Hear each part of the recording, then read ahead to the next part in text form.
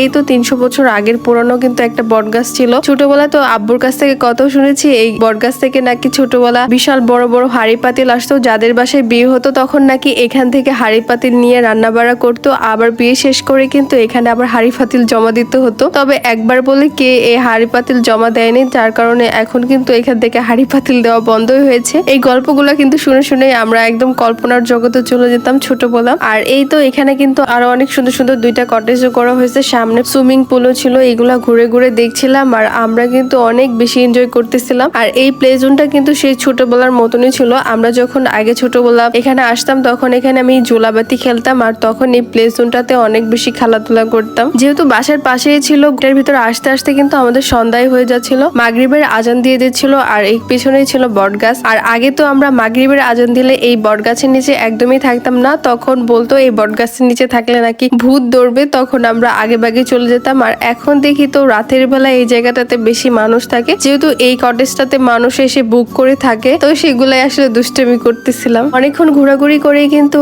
সন্ধ্যায় হয়ে যাচ্ছিল, তারপরে কিন্তু আমরা বের হয়ে গেলাম। আর আজকের ভিডিওটা এই পর্যন্তই। সবাই অনেক বেশি ভালো থাকবেন। আল্লাহ হাফেজ।